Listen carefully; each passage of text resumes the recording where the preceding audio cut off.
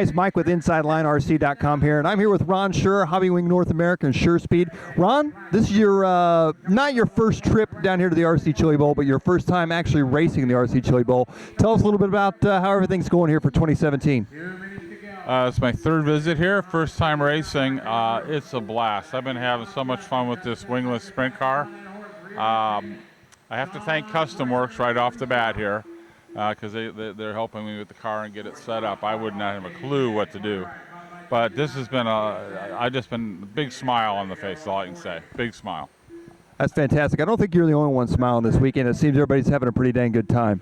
Talk to us a little bit about, you're an off-road guy. This is your actual first time racing dirt oval, and why not make it arguably one of the biggest dirt oval events in America to kick off your oval debut? How's the adapting going to the oval instead of off-road racing? Well, I kind of missed the double-double and the tabletop, but we seem to be doing all right to get around the track here. It's interesting trying to pass, because especially with the wingless, you've got very little traction. So if you just get nudged, you just go around. So that's taken a little getting used to. You got to be very patient, more patient than most off-road racing I've been. Now the wingless sprint car class is a 13.5 spec class blinky mode. Talk to us a little bit about the setup that you're running this weekend. What speed control are you running from Hobbywing?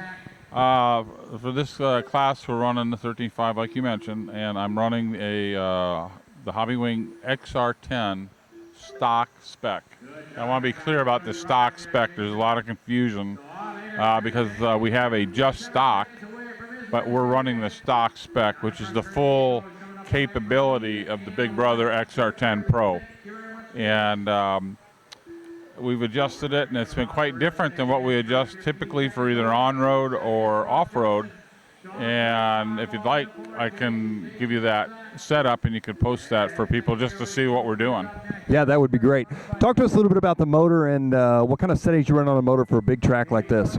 The motor, I got a little experience from last year. Frank Denny almost won, got second, and he's running Sure Speed again this year, as there are a couple others.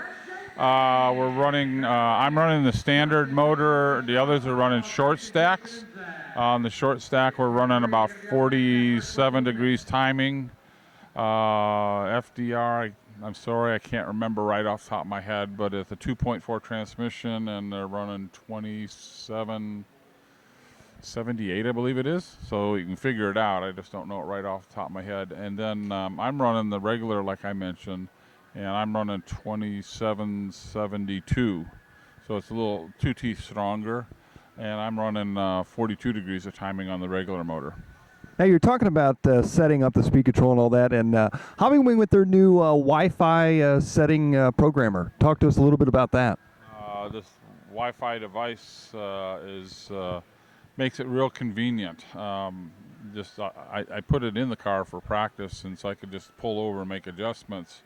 But what I can do here is just put it in and simply use my phone now to perform software upgrades, firmware upgrades, whatever you call it, and I can adjust all the parameters, and I can go forward, backward, because it's on rolls. It's just so much easier to work than pushing the buttons and going, oh, and then you got to go all the way back around and so forth. So it's made it much more convenient to adjust your speed up, much less painful. So you actually ran with it in the car in practice and were able to make adjustments as you were driving? Not as you're driving. Okay, I have to pull over because once I activate it, the throttle cuts out.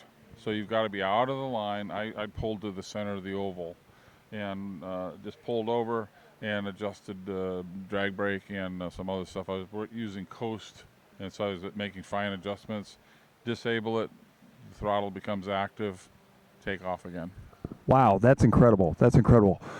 Well, you've got some pretty cool stuff here. Obviously, you've got a good setup. Where are you sitting right now after one round of qualifying here in our wingless sprint?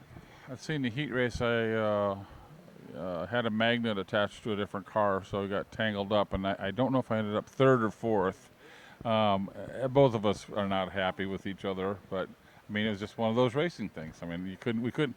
I'd let him go, he'd let me go, and I'd either spin wide, he'd catch up to me. I mean, it was crazy. Having a lot of fun though.